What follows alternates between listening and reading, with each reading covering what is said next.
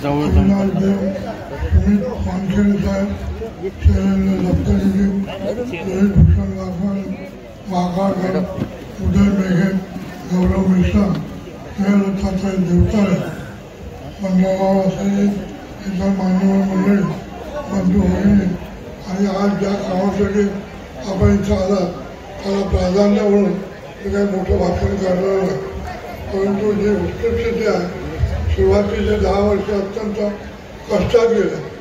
अनेक सोयीसुविधा नव्हत्या तरी केवळ मी राजकारणात असल्यामुळे समाजकारणाचं काम घेऊन दिल्ली असो मुंबई असो ताज्या वेळेला मी सरकारकडे गेलो आणि मदत केली म्हणून आज मी एवढं हॉस्पिटल सुरू करू शकलो.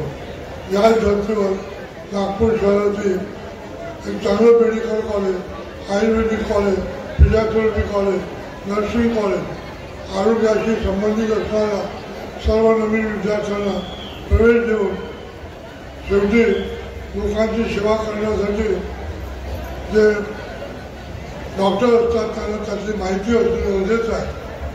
आज PG कोर्सेस आहे. KG पासून तर PG अनेक विद्यार्थी माझ्या संस्थांमधून पुढे गेलेले आहेत. इंग्रजी भाषा एक्स्ट्रा पण मला बोलता येत नाही. मी विदर्भामध्ये सोय म्हणून मी शाळा काढल्या. आज 13 शाळा आहेत. अमरावती, अकोला, यवतमाळ, चंद्रपूर सर्व ठिकाणी आणि 23,000 विद्यार्थी शिकतात. 1000 लोकांना नोकऱ्या देऊ शकतो. शेवटी समाजामध्ये आरोग्याची सेवा देणं एक प्रमुख काम आहे. आपण बरेच वेळापासून आज तुम्हाला ते कार्ड मिळेल. कोणालाही एक पैसा देण्याची गरज नाही आणि ही सरकारच्या ज्या योजना आहेत त्याची सुद्धा अथॉरिटी आपल्या कॉलेजला असल्यामुळं मोठमोठे बिलसुद्धा सरकारच्या माध्यमातून आपल्याला मिळतात. सरकारी लोकंसुद्धा कॉलेजमध्ये बसतात, तिथं माहिती घेतात. जर खरी माहिती असली तर त्यांना रोगांना फार मोठ्या प्रमाणात त्याला फायदा होतो. तो चेक जो येतो तो रुग्णाच्या नावाने येतो. काय मला डिटेल माहिती नाही, परंतु आज मोठ्या प्रमाणात रुग्णसेवा हे विदर्भात नाही तर इतर आंध्र प्रदेश असेल, MP असेल, छत्तीसगड असेल, इथून सुद्धा मोठ्या प्रमाणात रुग्ण येतात. कॅन्सरचं सुद्धा स्पेशल हॉस्पिटल सुरू केलं. सुरुवातीला 50 बेड होते, आता 150 बेड करून सर्व लोकांना चांगली सेवा देण्याचं काम आम्ही करतो. मला स्वतःला लाज वाटते जे विद्यार्थी आमच्याकडे पूर्ण देशातले येतात. इतकी मोठी फी आकारली आहे. डीम युनिव्हर्सिटी असल्यामुळं आम्ही जे फी घेतो त्याला खर्चही द्यावं लागतो. सर्व हॉस्पिटल हे घाटात आहे. फी वाढल्यामुळं कॉलेजचा खर्च निघतो, परंतु हॉस्पिटलमध्ये थोडी आधी पैशासाठी हॉस्पिटल नाही आहे, लोकांच्या सेवेसाठी आहे. जे लोक वर्धा जिल्ह्यातून माझ्याकडे फार कमी लोक येतात. पण उदय मेघे यांचा वाढदिवस आहे, त्याच्या शुभेच्छा देतो. तो अत्यंत चांगलं काम करतो. त्याची पोचपावती लोकांकडून मला मिळते. म्हणून भावाचा मुलगा आहे म्हणून तारीफ करत नाही, परंतु आमच्या सर्व मेघे कुटुंबामध्ये उत्तम काम करणारा उदय मेघे आहे.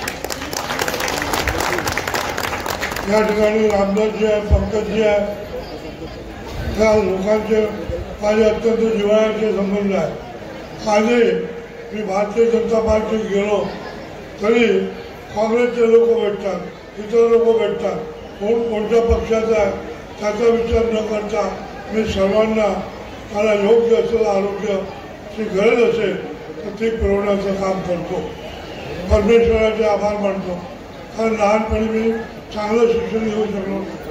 BA झालो ते सकाळच्या कॉलेजमध्ये आणि खेड्यातून गेल्यामुळं इंग्रजी अक्षर येत नाही.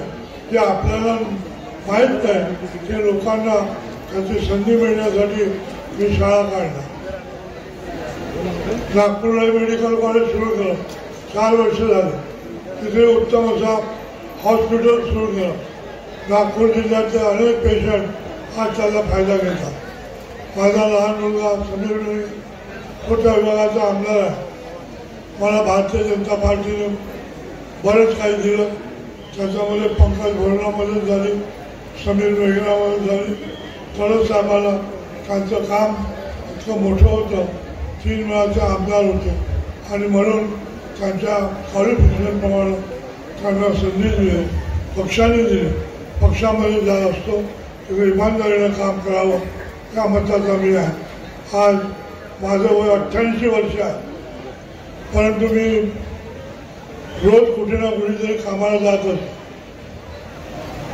या वयामध्ये मला सर्व आठवतं. पूर्वी काय केलं, आता काय करतो, पुढं काय करणार. आमचे तिन्ही मुलं उत्तम प्रकारे काम करतात. त्यांच्या प्रयत्नामुळं आज मी सुरू केलेलं काम उत्तम प्रकारे ते करतात.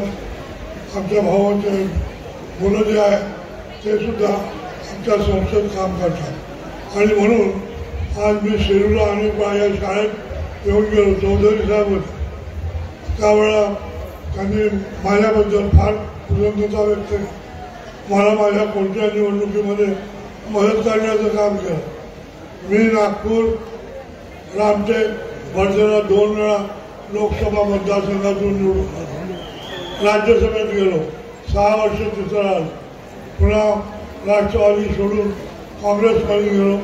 मला वर्धेला तिकीट मिळाली लोकसभेची 2009मध्ये. तिथं मी निवडून आलो. म्हणून वर्धा पवनार हे माझं जन्मगाव असल्यामुळं वर्धा हे अत्यंत जवळचं ठिकाण. माझ्या शिक्षणाच्या दृष्टीने मला लहानपणी फार कष्ट करावं लागलं. शिक्षण घेण्याची सोय नव्हती, परंतु शिक्षणासाठी मी अकोला जिल्ह्यात सावरा या गावी 1 वर्ष शिक्षण घेतलं.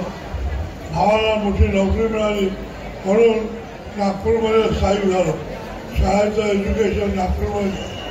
मला कोणी हेडमास्टर सुप्रिटेंडंट कधी फी मागत नव्हते, कारण माझी परिस्थिती सर्वांना माहीत होती. सुरुवातीपासून सामाजिक कामात इंटरेस्ट असल्यामुळे मी भाग्यवान आहे. मी पहिल्यांदा मंत्री झालो. नोकरी सोडली आणि 3ऱ्या दिवशी मंत्रिपदाची शपथ घेतली. 18 वर्षापर्यंत मला संधी होती, परंतु राजीव गांधी असताना नागपूर शहराचा लोकसभेचा उमेदवार म्हणून मला सांगितलं गेलं. मी लोकसभा जिंकलो नागपुरात. रामटेकमधून नरसिंगला त्यांनी मला रामटेकमध्ये पाठवलं लोकसभेत. तिथं जिंकून आलो. वर्धेत 2 वेळा निवडणूक जिंकलो.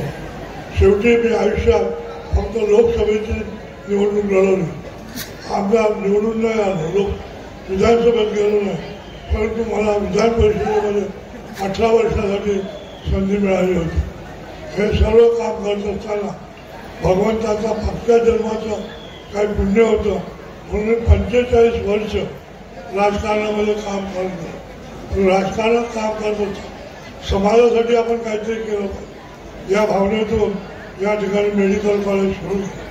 सुरुवातीला 10 वर्ष 2 वेळा मेडिकल कॉलेज बंद होण्याची वेळ आली, परंतु मी केवळ पार्लमेंटमध्ये असल्यामुळे त्याला जाऊन समजून सांगून ते दोन्ही प्रसंग त्यांनी टाळले.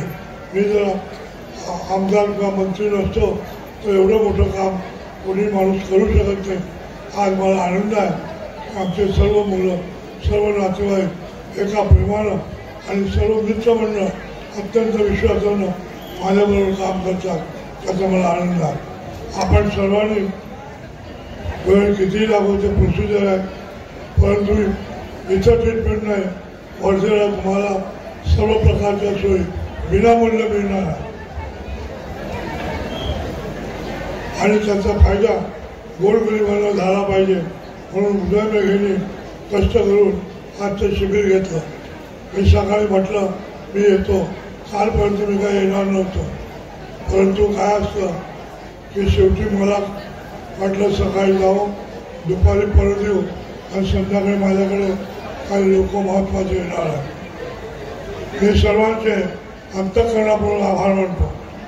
आज सुमित वानखेडे साहेबांना पहिल्यांदा मी पाहिलं असं मला वाटतं. असं म्हण तुम्हीच वानखेडे हे मला माहीत नव्हतं, पण तुमचं नाव मी फार जवळून ऐकलं आहे. फडणवीस साहेबापासून सगळीकडे तुमचं नाव वर्धा जिल्ह्याच्या राजकारणात येतं याची मला कल्पना आहे. आज तुम्ही भेटले मला मनापासून आनंद झाला.